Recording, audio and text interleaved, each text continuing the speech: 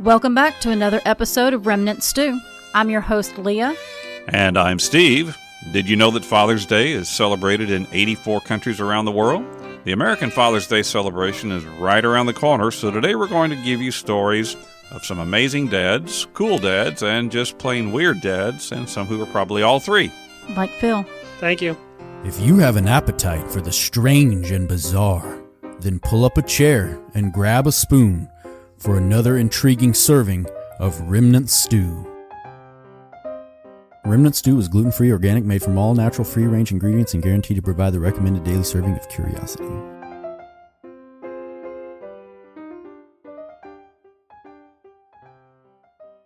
Well, June 8th, looking at the calendar, is Best Friends Day. Hey. Yeah. Take a few minutes and give your best friend a call on Best Friends Day. Now, June 9th, this is a great holiday. It's Donald Duck Day. That's interesting. I wonder how these things come about. Donald Duck Day in honor of the Walt Disney Donald Duck's cartoon debut. Donald's first appeared in The Wise Hen on June 9th, 1934. While Donald Duck is over 70 years old, he doesn't act a day over 20. Donald is one of Disney's most famous and popular characters. You know, in Donald Duck's cartoon, one that really stands out to me, I show it to my students when we're studying World War II, is called Der Fuhrer's Face, where Donald Duck has a nightmare that he's living in Nazi Germany and being forced to work in a munitions factory. I vaguely remember seeing that. And that's where the great song Der Fuhrer's Face was introduced and became a popular song during World War II. Did you know that Donald has a middle name, by the way? Donald F. Duck. Do you know his middle name? No, I'd never heard this. It is Fauntleroy. Donald Fauntleroy Duck. Fauntleroy. Like Little Lord Fauntleroy. Yeah, That's I funny. suppose so. Now, June 14th, you might recognize as Flag Day. It's a day when in the United States people tend to fly their flags. But also June 14th is Monkey Around Day.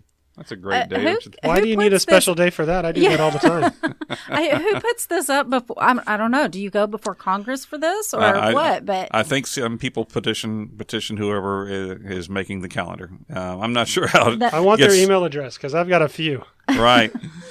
We all need a day and probably more than one to just monkey around, doing anything that comes to mind. It can be silly, it can be inane, or it can be wild, crazy, whimsy, something that we've always wanted to do.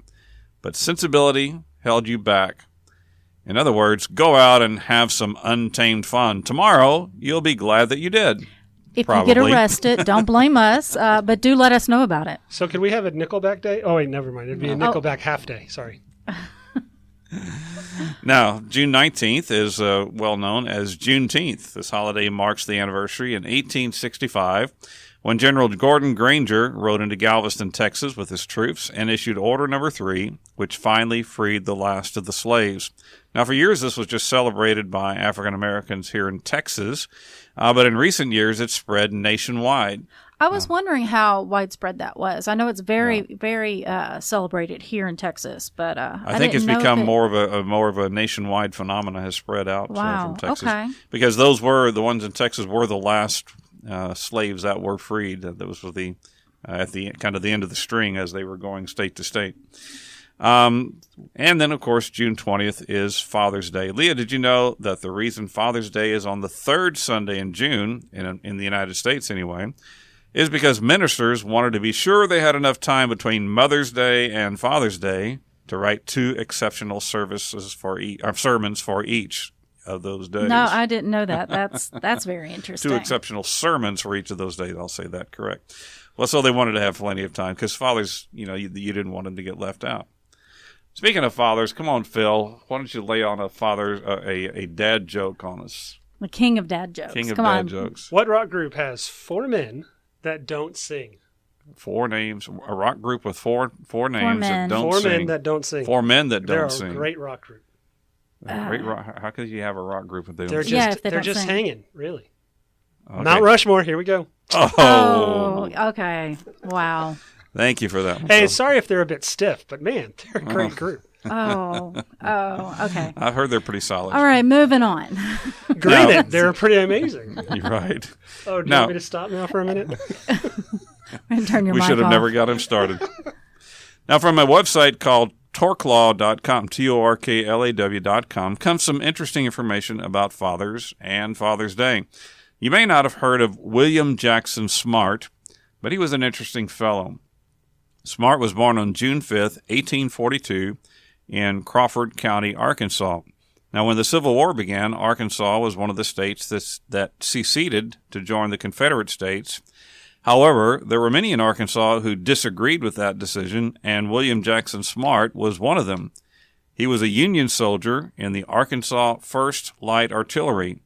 This unit was engaged in at least half a dozen battles and saw bitter fighting within the state of Arkansas. Now, you can imagine how difficult that would be to live in Arkansas after the war when you fought for the Union side Right. instead of the Confederate side. Right. I would imagine people that did that were not particularly popular. Well, after the war was over, Smart married a lady named Elizabeth Harris, who bore him 5 children before she died in 1878. 2 years later, he married Ellen Cheek, who already had 3 children of her own. Ellen bore him 6 more children. So this is getting to be a pretty crowded house now. I'm counting 14. Right? Wow. However, she died while giving birth to their 6th child. And somewhere along the way, Smart also took in his widowed sister and her son and took on the task of raising them all together. So it's like 15 children now. Wow. The family also relocated from Arkansas to the state of Washington. At the time of Ellen's death, there were still 9 children living in Smart's home. And according to his daughter, Sonora Smart Dodd, her father gladly took on the role of being mother and father to them all. That's a huge role. That's a big amazing. role. That's a lot of kids too. Wow. Now, his daughter, this Sonora Smart Dodd, she attended a Mother's Day service in 1909, and while she was there, it occurred to her that there should be a similar day to celebrate loving, hardworking fathers like her own. She sponsored a service in Spokane, Washington, the following June.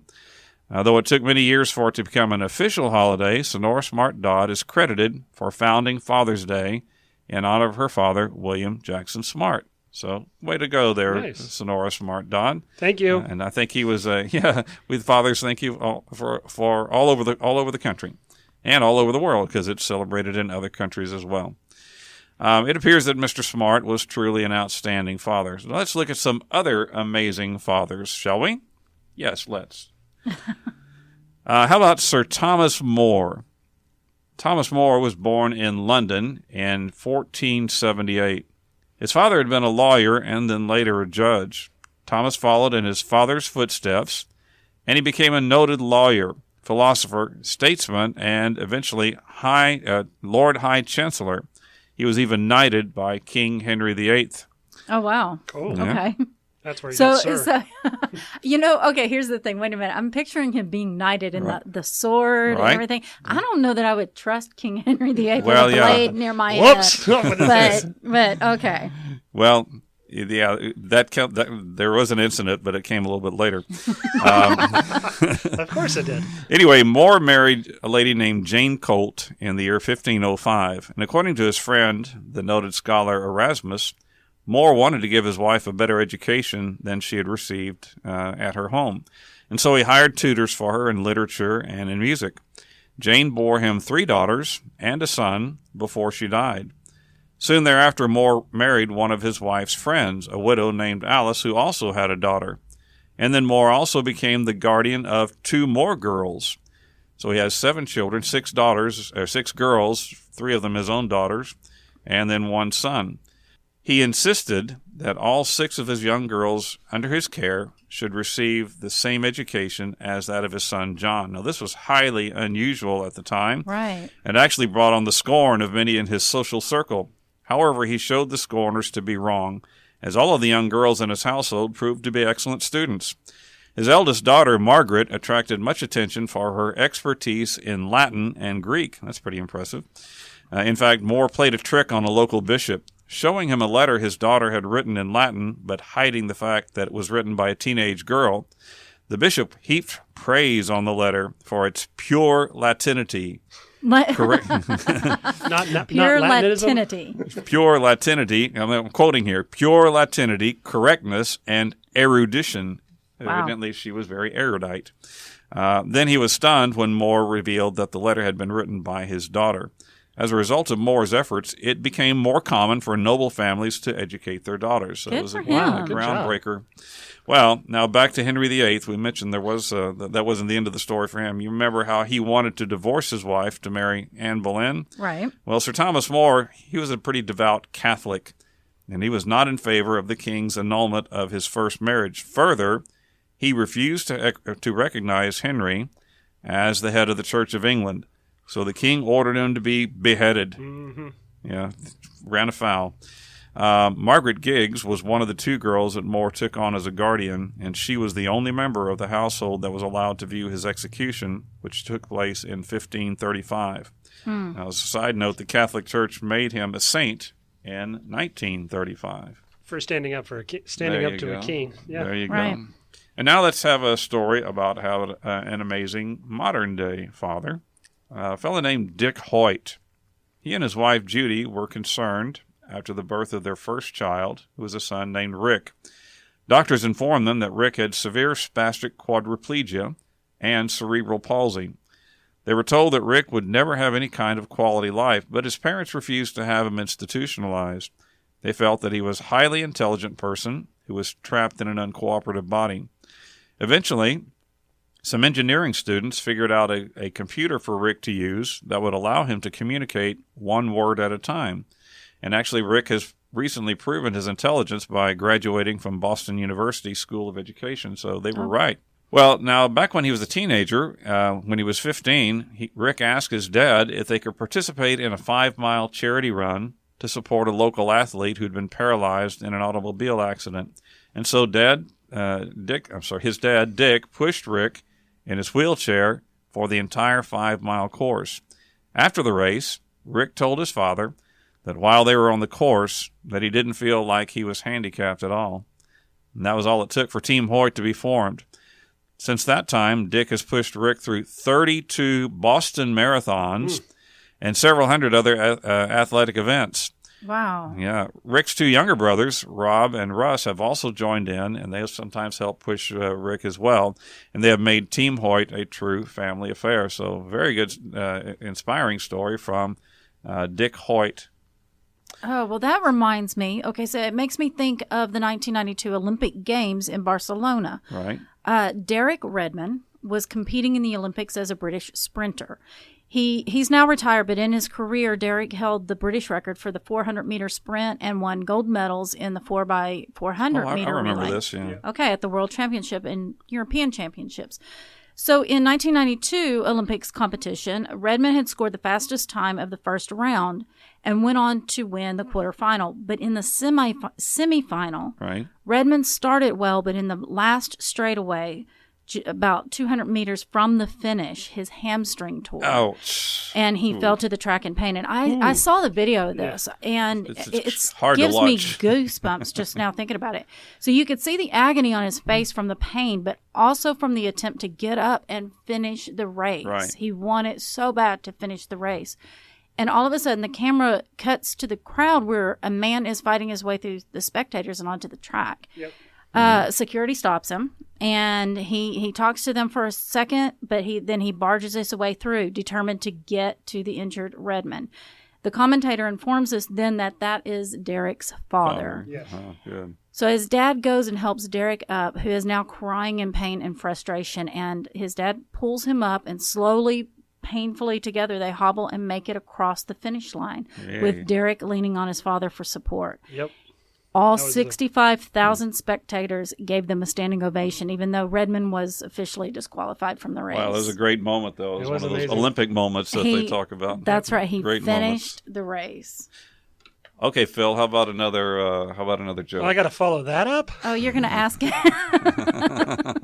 Don't encourage him. Go We've for recovered it. from the last one. Go ahead, Come give us on. one. You want to hear a joke about construction? Yeah. I'm still working on it. Hang on. Oh. Okay, moving on. Yeah, right. And now for something completely off topic and off kilter. Brace yourself for the oddity du jour. Well, today's oddity is about one of my favorite pieces of art. It's I always have a hard time. I butcher his name. Edvard Munch's. Monk, yeah. Not Munch, but Munch's The Scream. The Scream is a popular name given to a composition created by Norwegian expressionist artist Edvard Munch. Very famous. Everybody, even if they don't know Munch, they know The Scream. That's right. So it was painted in 1893. Munch recalled that he had been out for a walk at sunset when suddenly the setting sun's light turned the clouds a blood red. He sensed, and I quote, an infinite scream passing through nature. Scholars have located the spot to a fjord overlooking Oslo and have suggested other explanations for the unnaturally orange sky that he saw, ranging from the effects of the volcanic eruption of Krakatoa, which deeply tinted sunset skies red in parts of Western Hemisphere for months during 1883 and 84, to a psychological reaction by Munch to his sister's commitment at a nearby lunatic asylum. Oh, yeah. So it's been, he was a guy with a lot of issues, There's of some problems. dark issues in his family, I think, for sure, yeah. So it's also been surmised that the artwork may have been inspired by a Peruvian mummy, which Munch could have seen at the 1889 exposition Universelle in Paris. Oh, okay. That bears it looks just like the screaming figure in the picture. It's got its hands up and its mouth open. Anyway, so things you might not know about the iconic painting, and these come from Mental Floss. Right. And there's actually not just one version of the Scream. Yeah, I think he did more than one, didn't he? That's right. He did 4 of them. Wow. Each of them are different, too. 2 of them are in paint. One is in pastels, and one's a lithograph stone, which several prints still survive. The Scream depicted in the painting is considered by most viewers to be emanating from the figure in the foreground, depicted with a wide open mouth. But Munch, however, originally named the piece of art The Scream of Nature. So the figure is actually not screaming himself, but covering his ears from the scream, and the other figures in the background apparently don't hear it. They're not reacting to it. So, and you may have seen the movie Scream. Right. The mask in the movie was inspired by this painting. And in 2004, 2 armed gunmen stormed into Oslo's Munch Museum and made off with the Scream as well as another painting. And by May of 2006, 3 men had been convicted for the theft, but in spite of them offering 2 million krone, which is about $313,000 US, as a reward, the paintings remained missing. Wow! But here's something: 2 million M&Ms were offered as a result, as a reward for its return. That's right. The candy in August 2006, Mars Incorporated became involved in the recovery efforts as a marketing ploy. Of course, let's just get in there and, Let's throw some M&Ms at it. Exactly. As a marketing ploy to promote the bands. You got me thinking about Eminem that has a rock band now? band. Oh, wow. Go ahead. Okay. In August 2006. I'm going to leave that in. I'm sorry. That's a blooper. They're not going to take that out. In August 2006, Mars Incorporated became involved in the recovery efforts as a marketing ploy to promote the brand's new dark chocolate M&Ms. I guess the painting was dark, and I don't know. Along with an ad that featured the red M&M playing hopscotch within the iconic painting. Mars offered up the sweet reward, and it kind of worked. Listen, just a few days after the promotion started, a convict gave up the whereabouts of the missing paintings during a plea deal, asking for conjugal visits and the 2.2 tons of candy. All right. We're going to just keep on going. He's the friend that you want in jail. Right. It's so sweet. However, Mars decided that if anyone would get the prize, it would be the Norwegian authorities who collared the guy in the first place. And so the police decided maybe they didn't want the M&Ms. They'd take the cash value instead. Right. So $26,000 went to the Munch Museum. Oh, that's all for 2 million M&Ms? Wow. I guess. Okay. So one more thing. The painting, now this is the reason I bring this up, because it's been in the news lately. The painting contains a cryptic and mysterious message. Right. On top of the paint in the upper left-hand area, hidden among the brush strokes, because this is Impressionism. Yes. There's a lot of brush strokes, so it's hidden in there. Someone had written, and I quote, "could only have been painted by a madman." But who wrote it? Nobody knew who wrote it. So was it scrawled on the canvas by an observer that was deeply affected by the painting? Or was it Munch himself in a moment of desperate self-reflection? And it remained a mystery for 117 years. I think early on that had been one of the art critics, some art critic somewhere had made that comment about it or something. So, but he didn't write it on there. So. Well, so they've known about it for over 100 Right. years, and they've been trying to figure this out. So here recently, according to a February 22nd, 2021 article written by Lauren, I think it's Stussy, in the New York Times, art historians have now definitively determined that it was Munch who had written it. Because the paint strokes didn't change around it?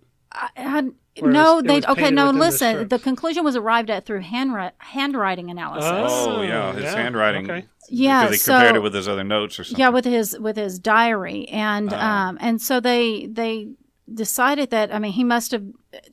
I guess they didn't decide. They just determined that perhaps he was suffering from a mental breakdown from his sister being committed to an asylum and his anxiety of seeing the sky turn blood red. And then in 1908, he actually did suffer from a mental breakdown. Right. So one more unknown fact about Edvard Munch's The Scream, is that you can own a posable figure of the man depicted in the painting. A Scream action figure. So I have it right here. He's in the studio with us. There he is. My cousin Anna gave me one, and he's posable, and he's got different hands that you can change out. He's sitting over here by Sir Kraken, our mascot. That's right. He's hanging out there with Sir Kraken. Let's make a good picture. We need to post that picture. So he's got different hands that you could do, and so he's got the painting hands that are you could pose on either side of his face. But my favorite, and he's got them on here now. He's doing finger quotes. So he's a really sarcastic kind of guy. Oh, goodness. And now back to our regularly scheduled chinwag. Okay, Phil, lay on another. Why did the Scarecrow win an award? I'm sorry. Why did the Scarecrow win an award? Why did he win an award? Because he was outstanding in the field. Oh, that's bad. That's bad. I'm 3 for 3. Thank you very much. Well, now let's move on from that and talk about some historic dads. And going back in history a little bit, this is actually from History.com. One of my favorite characters from way back in history, not that I like him so much, but he just got the coolest name. Charlemagne. What a great name that is. If you want to pick a cool name, you couldn't have picked a cooler one than that. Anyway, Charlemagne, if you don't know, he was king of the Franks and emperor of the Romans in the late 8th and early 9th centuries. Charlemagne had 20 children, some with wives and some with concubines. He insisted that they all receive a thorough education, including the girls. When one of his sons, though, known as Pepin the Hunchback. Now, how can your dad have such a cool name and you get stuck with Pepin the Hunchback? So I'm thinking the hunchback part wasn't given to him at birth. I'm thinking it came later. He grew into it. I guess so. But anyway, he was found guilty of participating in a plot to kill Charlemagne, and it was expected that he would be executed along with his co-conspirators. Instead, the emperor took pity on Pepin, ordering his sentence commuted, and sent him to a monastery. So good for you, Dad. Going easy on the boy. By the way, Metal Floss claims that today many Europeans are direct descendants of Charlemagne through one of his 20 children. Wow. Now, along that line, another prolific father, in fact, perhaps the most ever, Ghengis Khan. Ghengis Khan, you've heard the name, but do you really know anything about him? Ghengis Khan lived. I really don't. From 1158 to 1227. During that time, he managed to unite dozens of nomadic tribes to create the Mongol Empire, which stretched all the way from China to Poland, well across Europe and Asia as well. Due to his exceptional military success, Khan is considered to be the greatest conqueror of all time. In addition, Khan had dozens of wives and concubines. Now, this was rumored at the time, but he was rumored to have fathered more than 1,000 children. Yeah, it kind of sounds like a tall tale, really doesn't it? Yeah, like a legend, perhaps. However, in 2003, an evolutionary geneticist named Chris Tyler Smith discovered that 8% of men across 16 different ethnic populations in Asia all shared a common Y chromosome pattern. This pattern was traced back to a common origin that must have existed 800 to 1,000 years ago. Tyler Smith stated that to create so many descendants, this common origin would have to have had an abnormally large number of sons. This information, along with contemporary writings about Khan, led researchers to conclude that Ghengis Khan was this common source. And today, 1 out of every 200 men in the world are direct descendants of Ghengis Khan. Oh, wow. So that makes me think, you know that song, Father Abraham? Yeah, Father Abraham, many sons. Genghis Khan, many maybe sons. outdid Father Abraham, for sure. Now let's talk about one of my favorite Missourians. You ever been to Missouri? No, I've never been to Missouri. I've been. I love St. Louis. St. Louis is a neat city, and I've traveled through Missouri somewhat. But this was actually about our 33rd president, Harry S. Truman, which the S just stood for S. There was no name. It was just Harry S. Truman. Anyway, he was president, and he was father to only one child, his daughter Bess. But, you don't mess with a daddy's girl. That's right. It just so happened that Bess was an aspiring singer and actress. However, after she appeared in a concert in Washington, she received a negative review from the Washington Post music critic. Well, Harry was incensed. That's probably putting it mildly. He was furious, and he wrote off a fiery letter to the critic in which he stated, quote, "Someday I hope to meet you in person. When that happens, you will need a new nose, a lot of beefsteak for a black eye, and perhaps a supporter down below." He was upset. A little bit. He was upset. Now, I heard a quote later on that some of his advisors told him that he should tone it down or he might get in trouble. He said, "Any father who has a daughter will understand my point of view," and then he never let it bother him. Now, kind of in the same line of singing daughters, this comes from songfacts.com. Here's a little trivia question for you guys. Can you name the only father-daughter duo to have a #1 song in the pop charts? I don't know that I can name any father-daughter duo. Yeah, there's a couple. Yeah, a couple. Well, here's a hint. The year was 1967, and the problem is that the song was actually a love song. And the studio executives warned the father not to sing it with his daughter because, it could sound creepy. It may be a little weird. Yeah. But father knew best. Rather than taking turns singing the lines to each other, they both sang the lyrics together at the same time as though they were both singing the song to someone else. And, of course, the studio execs were wrong. The song hit /1 on the pop charts and sold several million copies. Still know? No idea. The father-daughter duo was none other than Frank and Nancy Sinatra, and the song was called "Something Stupid." That I don't know what that's. I've never heard that song. Okay, I'm going to sing you just a bit of the chorus. Okay. And then I had to spoil it all by saying something stupid like "I love you." Okay, all right. Well, that explains how something stupid could be a love song, because that doesn't really sound very romantic. But okay. Right. So, yeah, Frank and Nancy Sinatra. Now, along those same lines, you're likely familiar with the popular Stevie Wonder song, "Isn't She Lovely?" Oh, yeah, I like that one. Uh-huh. Yep. Now, Wonder actually wrote the song in 1976 after and in celebration of the birth of his daughter, Aisha. In fact, Aisha's voice can be heard toward the end of the song, giggling, as Stevie is giving her a bath. That's a nice thought, isn't it? That's a good one. Incidentally, Stevie also sang the song for Queen Elizabeth's Diamond Jubilee concert in 2012, modifying the words to fit the occasion. But I don't think that he gave the Queen a bath, or if he did, she's not recorded giggling anywhere. So. Oh, wow. All right, Phil, time for another joke. What concert costs just 45 cents? What concert costs 45 cents? I don't know. What concert? 50 Cent featuring Nickelback. Oh, Oh, okay. gosh. That one made me laugh. All right. Good. Okay, so Father's Day is coming up. Here's your warning. You need to prepare yourself. Go get your dad a gift and But a what to get card. him? But here we go. We're going to help you out. We have a good. list of things.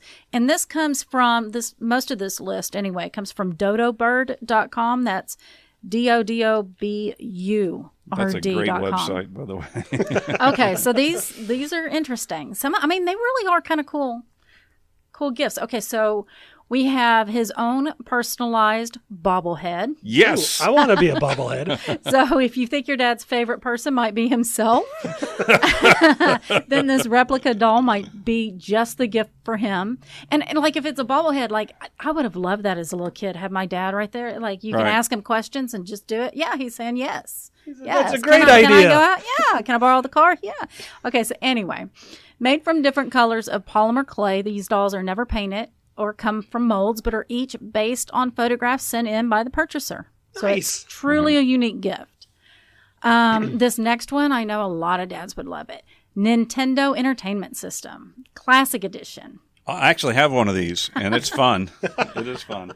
And the advertising for it says, take a welcome nostalgic step back in time with a Nintendo Entertainment System Classic Edition. Just a smaller, preloaded version of the original. And no, you don't have to blow into it to make it work. That's disappointing. It comes with 30 retro games already installed for instant gameplay. And some of them include Kirby, Super Mario Brothers, Pac-Man, The Legend of Zelda, and many more. Prices vary. Yeah, I have one, and they it's vary. fun. And even my grandchildren enjoy playing with it. It's the old 16-bit. My son actually bought a vintage one to play with. Okay, so we love crazy socks. Yeah. And this is men's toy Army soldiers socks. Oh, that sounds awesome. So enter his feet into boot camp with these toy Army soldier socks. And they keep saying toy Army. They're Army men. Right, the green Army men. Remember those? They're featured on the socks, right? Yes. That's right. I think we got a picture of it somewhere. We do. And so if you don't remember them, your pops will. Oh, yes. While he may be a little too old for playing with the toys now. Who says? Who's ever too old? Yeah. Who says? He can definitely still pull off or on these playful socks. $10. Oh, that was so much fun to set them up and knock them over with marbles and stuff, Yeah, my boys had those. They were everywhere. almost worse than Legos. No. And just as fun to step on. Yeah, anyway. Exactly. Okay, so this one is a little off. It's bizarre. I'm not sure what this one is. Philip's Somnio. Oh, that makes more sense. Okay, Somnio Sunrise Lamp or light. If your dad struggles to sleep, then this Father's Day gift could just change his life. It's going to be life-changing, guys. Yeah. This light therapy clock and sunrise alarm are designed to improve your energy, sleep, and well-being. Ooh, that's a big promise. It's really promising. I'm already feeling centered by making you rise with a natural dawn light in your room. So simple yet effective sleep solution. $159.95. What? You spent that much on a clock that just turns on the light? It just turns on a light. It makes it look like dawn in your room. I'm thinking, blinds. So what does the wife think about this now? I don't know. Why am I waking up to the sun again? Okay, the next one is really cool for the hockey-loving dad. It's a game-used hockey puck bottle opener. Now, those are some great things to put together. That's right. Who used it? Do you get to choose? I think you can. So listen, these are okay. It says those with a passion for hockey are going to undoubtedly enjoy these seriously awesome game-used hockey puck bottle openers. That's a mouthful. Right. It's a hockey puck that has been cut in half with a bottle opener installed on the inside, presented as in a lovely gift box, so no need for wrapping. These highly unique bottle openers will wow your dad as they've actually been used across the NHL rinks. So I think you can. I think you can choose what. Right. Price varies, so maybe if it was a good team that costs more. NHL team he likes. Yeah, right. Yeah, and get the opposite one. That's right. Okay, so this next one is a little. Oh, I remember on our Mother's Day we had the United States map that had a cork place for each state. This one kind of goes in line with that. It kind of does. I like this one. It's Constitution of the United States of America whiskey glass. So whether your dad is patriotic or is enthralled by America's amazing history, this stunning Constitution of the United States glass is sure to become his new liquor companion. So, doesn't that whiskey taste like freedom? So you can even buy matching coasters for a complete set. Oh, who wouldn't want the coasters too? Yeah, for sure. $15. So this next one is really cool, I think. It's taiyaki, and I think I'm saying that right. Taiyaki, Japanese fish-shaped hot cake maker. So it's basically a waffle iron, but it makes it in the shape of a fish. There you go. So making taiyaki hot cakes has never been this easy. Made into adorable fish shapes, these tasty waffles are delightful for any meal from breakfast to dessert with ice cream. They can even be made savory with a yummy cheese filling. What are you sitting there for? Get cooking. I'm thinking $29.99. Before you hit the lake, before you hit the stream, you can catch some fish for your breakfast right there. Some fish waffles. Okay. And rounding this out, this is from... Now, this is a great one right there. It is. This is my favorite. I would love this as a gift. From manlymanco.com. Manly Manco. Manco. Oh, see? Manly Manco. I need help with this. Okay. This is a beef jerky flower bouquet. Petals are made with 100% beef. Stem sections are made from mouth-watering blend of beef, pork, and spices. Yeah. Contains soy and wheat. Flavors include original, teriyaki, hot, or mixed. $89 for a dozen. That's a great gift. What dad wouldn't like that? Don't need flowers. Give me the bouquet of beef jerky. I would love it. Right. I would love it. Now for today's bookshop spot, the part of the show where we take you on a virtual tour of one of the most magical of places, an independent bookshop.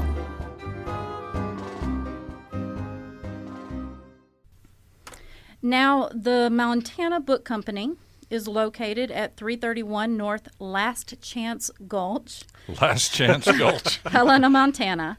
It's called Last Chance Gulch because it's one of the last places to gold mine during the gold rush. Oh, okay. So the bookstore sells books, of course, but they also sell new and used records. So they're a record store as well, along with puzzles, greeting cards, and stationery. They do have author events. They have drag queen story time, book clubs, and music. The bookstore began as a franchise in 1978, so it's been around a long time. It changed hands a couple of times and now is owned by husband and wife team Chelsea Rice and Charlie Crawford, who say that they are honored to be the third owners of this community cornerstone that has been in downtown Helena for over 40 years.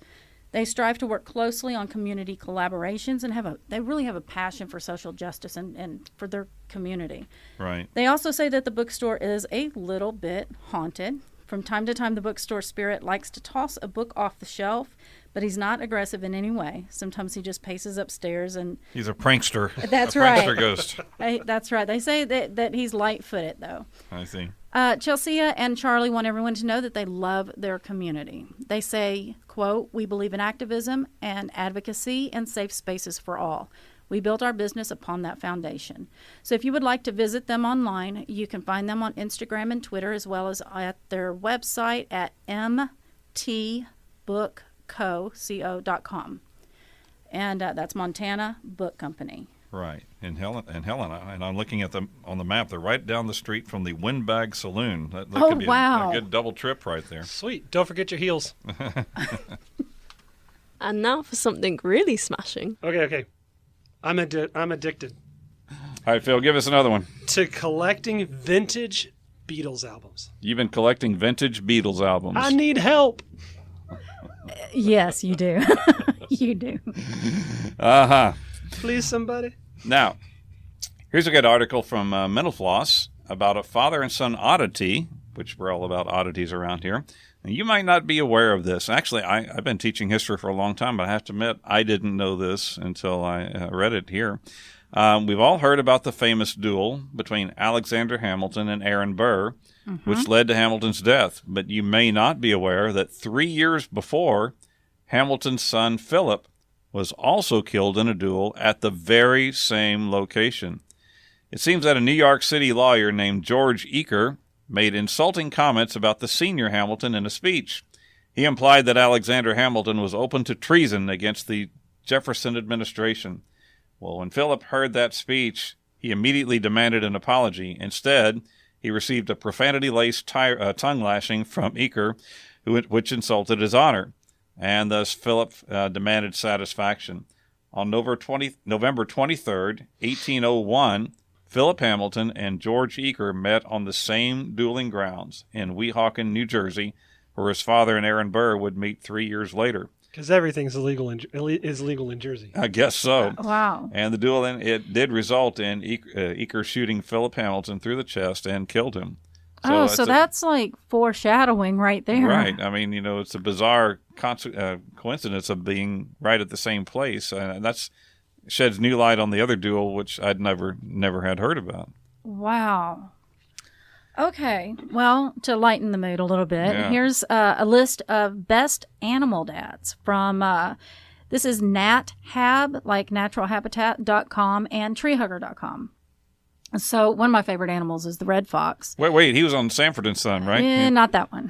Knock it off, dummy. Foxes are usually monogamous, mating for life, and male red foxes are really attentive dads. They enjoy playing and roughhousing with their pups. And I think they're called kits, actually. And all that play is actually teaching them life skills. And so when the pups or the kits are first born, and for a few months afterwards, the mother stays in the den with them like 24/7 while the father hunts every day, bringing food home for the family. But when the cubs are about 3 months old, the father stops bringing food to them. Instead, he brings it and he starts hiding it just outside the den. And this teaches them to sniff and forage for their own food. Nice. Very good. Good going, Red Fox Dad. And then flamingos. Did you ever think of flamingo dads? I never thought of a flamingo dad. Well, flamingos are also monogamous, and the male flamingo helps select a nesting site, and together the male and female construct their nest out of mud. When the eggs are laid, the dad flamingo takes his turn sitting on them. So, and even once the babies arrive, the mom and dad share the responsibility for the hatchlings equally. Oh, way to go, Flamingo Dad. You're doing all right. That's right. So if well. I don't think human dads change diapers quite as much as human moms do. So way to go, Flamingos. And plus he was right in there with the building the house of the mud, too. That's right. Good deal. And then, and you guys know about seahorses. I've heard of this, yeah. The male seahorse goes above and beyond when it comes to parenting. They are one of the only species in the animal kingdom known for... Oh, no, wait. They are not one of the only. They are the only species in the animal kingdom known for male pregnancy. Male pregnancy. The moms deposit their eggs into the male seahorse's pouch. He fertilizes and incubates them for 45 days until they are born as full-on tiny seahorses. The seahorses' dads may not experience morning sickness. And how do they know? Like, they might. They might. But they do for sure have to endure contractions as they go through labor. So I'm all about that. So then are they like, I wonder if how are they nourished when they're born? Now that I don't know. My neighbor had seahorses, and she took care of them and had them in an aquarium and everything, and they're very delicate. I see. But I wonder if she would know that. Okay, so moving along, penguins. I think we've seen this. Emperor penguin dads are seriously dedicated. Right. Surviving in the Antarctic requires a ton of energy. So by the time the female lays her eggs, she's expended so much energy that her nutritional resources become totally exhausted. Right. So she sets out to sea for 2 months. So as soon as she lays the egg, she leaves for 2 months to feed and to recuperate. During that time, the dad penguin takes the role on of a single father and keeps the egg warm by balancing the egg on top of his feet with his dad bod belly covering it and keeping it warm. He takes the responsibility seriously, and he doesn't eat or even hardly move during this time. But they do, like all the dads, kind of snuggle together to keep warm. And then he knows that if the egg's exposed to the harsh cold and wind, it won't survive. But then sometimes the egg hatches before the mom comes back, and he just still continues to feed and to keep that little hatchling warm. And then when the mom comes back, she takes on the role, and then he leaves and goes and gets food. I see. So all the dead penguins are hanging around there, keeping the eggs warm, kind of in a little cluster. Yeah, while the moms all go out together, and I'm thinking there might be a poker game going on there. That's or something. right. It's a sabbatical. They take their time coming back. Pretty much. And so our last one is the wolf, and it's a lot like the fox. So despite being ferocious predators, male wolves are attentive, monogamous, and fiercely protective dads that live with their mates for life. A wolf pack is a family group made up of just a male and a female and their cubs. So a lot like the fox, a male wolf will leave the mom in the den with the pups while he hunts and brings back all the food. This goes on for several weeks while the babies grow stronger, all while dad stands guard, fiercely protecting the den. And as the young pups grow, the dad takes on the role of a stern but sometimes playful mentor, helping integrate the pups into the pack. Right. Good for you, Wolf. That's right. All right, Phil. All right, one more. Oh, no. What do you call an ant that has been shunned by his community? An ant that has been shunned by his community. I don't know. A socially distant. Oh, that's very on point. Well, now, I've got a section here about some interesting father and son inventors. Actually, before I go into that, I just kind of wanted to just chat for a second. Think about my father was part of the World War II generation. And, right. those of us who grew up at that time, we didn't really understand what they had been through. I remember my friends and I joking about our dads, and my dad was deaf in one ear because of artillery, and so was my best friend's deaf. His father was also, and we would joke about our dads from time to time, and we didn't really understand what they had gone through until they got we ourselves got older and kind of read, because they wouldn't talk about it a lot, right, And, right. or if they did, they'd say, "Oh, the real heroes were the ones that died," and then you begin to realize later on, "Oh man, you really did do some heroic things," when you start doing some research into that. So, just like thinking about that about my father on Father's Day, and I also want to honor father-in-laws too, because I've got Absolutely. two. My first wife passed away 14 years ago. But her father is still very close to me. He's still alive, and I still see him pretty often, and I learned an awful lot from him. And so I just wanted to say I'm thankful for my father-in-law. My current wife's father passed away years ago, but he was also a really interesting fellow, and I have learned a lot about him and admire him too. So I just wanted to throw in a little personal note. Now we've got a nice little section here on inventors that were actually father and son inventors. From thought.com, we find some interesting father and son inventor teams. Now, you've heard of Alexander Graham Bell, I know. He's right. Who invented and patented the first practical telephone. Some of his other inventions include the very first photo phone, the first wireless phone connection, which actually used a light beam. Now, how cool does that sound? Right. And he also invented the metal detector. Did you know that? I didn't know that, and I have a metal detector. Yeah, that's pretty fun. Well, while many people may not realize, though, that his father, Alexander Graham Bell's father, was also a very creative scientist. In fact, Alexander Melville Bell was a speech specialist who worked with the deaf. He is best known as the creator of something called visible speech. Now, this was a system of phonetic symbols that was developed in 1867 that would help deaf people better communicate. Each symbol was designated so that it represented the position of the speech organs in articulating sounds. Now, I don't know if you're familiar with the Korean language called Hangul, but Korean is different from Japanese and Chinese. Each of those have like thousands of characters. Pictorial, right. But Korean only has 29, I think. And each of those characters is designed to look like the shape your mouth makes when you're making certain sounds. Oh, I didn't know that, no. If you get the feeling that if you spent some time in Korea, that you could actually learn the language much easier than you could China. So, and that was kind of the same principle that his father built to help deaf people make sounds that were more like the sounds of the letters that they were trying to say, because of course they couldn't hear how they sound, but right. He was showing them how to form their mouth. That's brilliant. Wow, yeah.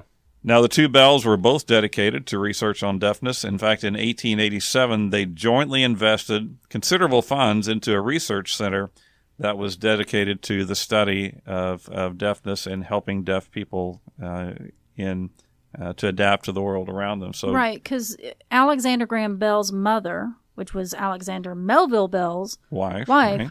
She was almost completely deaf. Right. And so this was their calling. It was personal to them, right. For sure. Very good. Now, you know about Thomas Alva Edison for sure. He's arguably America's greatest inventor. Arguably. The I'm not a big fan. Just saying.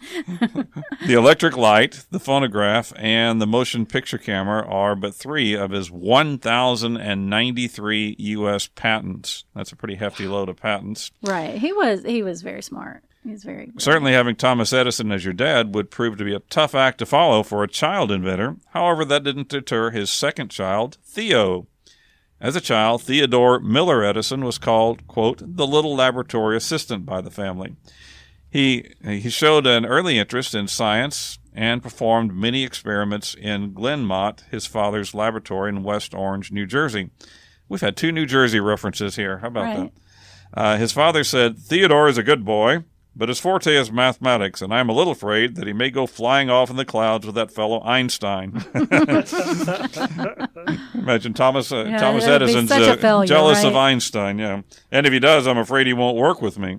Well, Theo Edison was the only member of the Edison family to go to college. He attended MIT, where he earned a physics degree in 1923. Upon graduation, he worked in his father's company, actually beginning as an ordinary lab assistant, but he eventually worked his way up to become the technical director of research and engineering. Later on, he also ventured out on his own, founding Calibron Industries, and Theo himself holds 80 patents. So, not too bad. Yeah. No, not bad at all. Now, you might not have heard of these fellows that are in our next pair, but there was a father and son named George and Robert Stephenson. They were British engineers, and actually, George Stevens is considered to be the father of the railway for his major innovations that laid the groundwork for railway transportation. In fact, he's widely known for having established what's called the Stephenson gauge, which is the standard railway track gauge that's used still today all over the world by most railway lines. But just as important, he's also the father of Robert Stephenson, who was one of the greatest engineers of the 19th century. In 1825, the father and son duo successfully operated locomotive number 1. Now, this was really quite a landmark moment in history. This was the first steam locomotive to carry passengers on a public rail line. On a lovely fall day in September, the train hauled passengers on the Stockton and Darlington Railway in northeast England. And I believe that I've seen it written other places. This marks the first time that humans were able to travel faster than they would be able to travel on horseback. First time, any time, that humans were able to.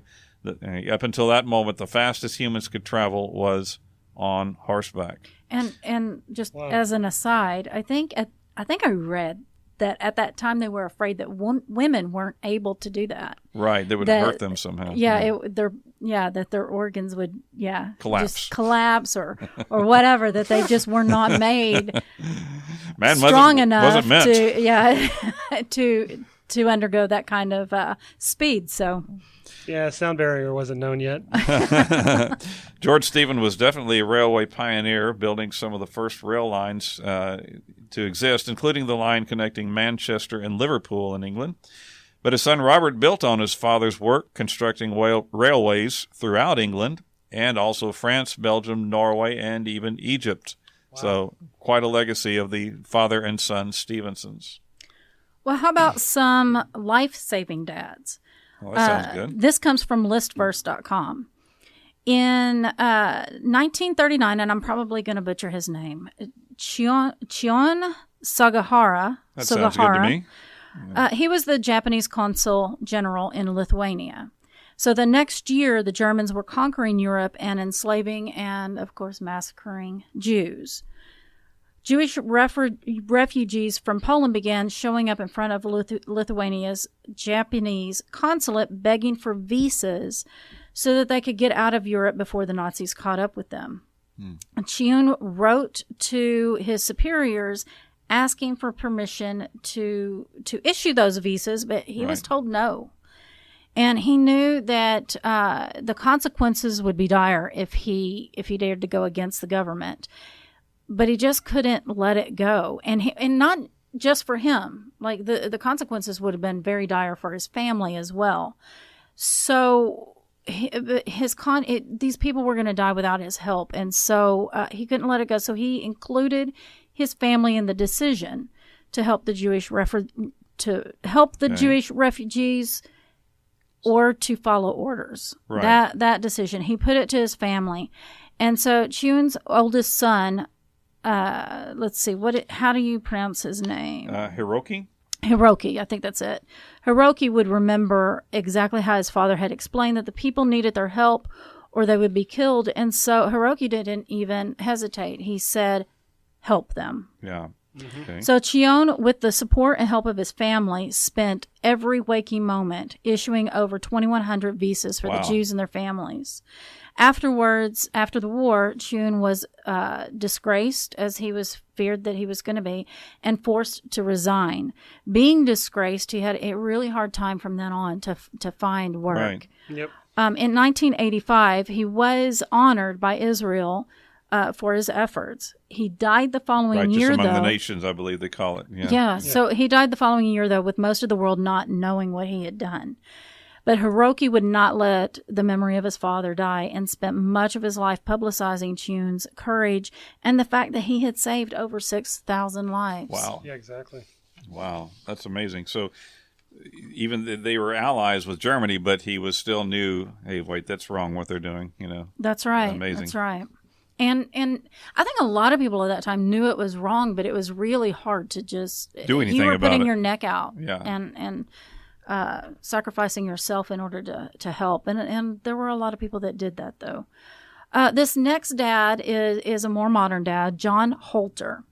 John Holter's son, Casey, was born in 1955. And, the family was very happy to bring in this little boy, but it didn't come without some bad news. Oh. They realized pretty quickly that Casey was suffering from something called hydrocephalus. It's a condition where fluid builds up around the brain and it can't drain properly. So without medical intervention, brain damage will most likely occur. Yeah.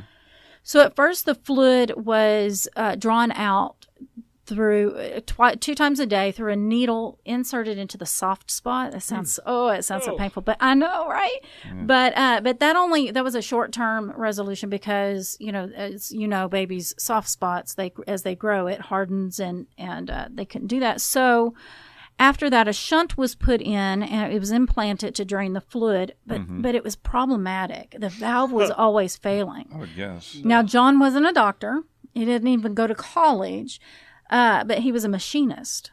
And so, undeterred, he tinkered around and using some rubber that he put over the end of a tube, he made a better medicinal device. Oh, nice. Medical device. Device, yeah. Not advice, device. Yeah. Than what was being used. The valve worked a lot like the nipple on a baby bottle. Mm-hmm. When pressure built up from too much fluid around the brain, the slit opened and let the fluid drain into the bloodstream. And then once the pressure had been relieved, the slit would close so that blood and contaminants couldn't flow back into the fluid around the brain. Casey's great idea. Okay, Wow, it was a great amazing. idea. I mean, it worked. But Right. here's the thing. Casey's neurosurgeon approved the valve design, but John needed a material that could safely be used in the body. He found a quote, new material called silicon and rushed to produce this device in time to save his son. But only days before the invention was ready, Casey needed an operation and the inferior shunt was implanted. The operation caused brain damage and Casey died of a seizure a few years later.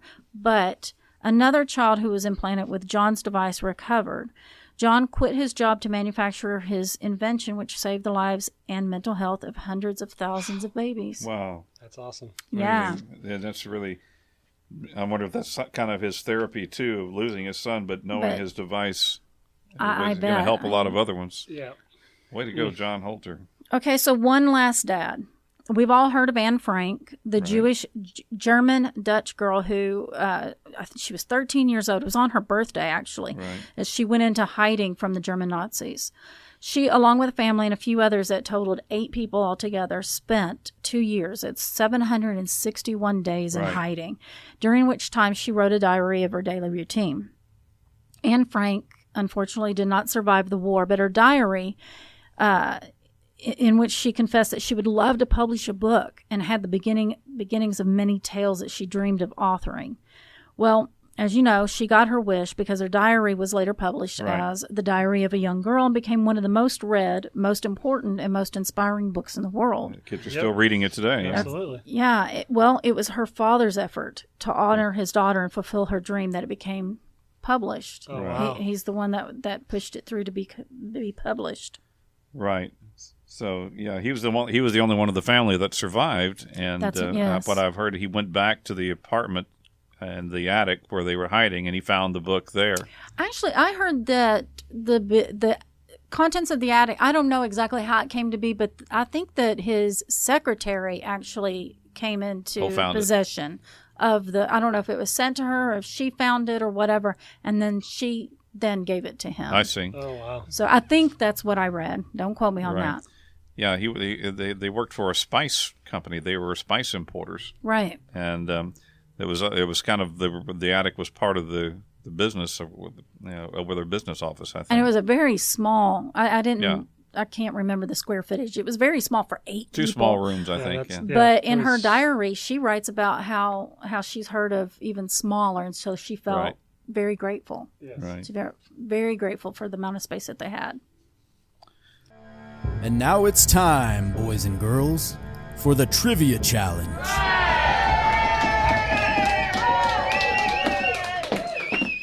So for today's Trivia Challenge, you know how it works. Like and follow our Facebook page at Remnant Stew Podcast. Like and share this episode post and put your answer to the Trivia Challenge question in the comments of that post. The first person to do all of that will be the winner and will be mentioned in an upcoming episode of Remnant Stew. And here's just think of the accolades you're going to get. Right. Yes, you have all of our accolades.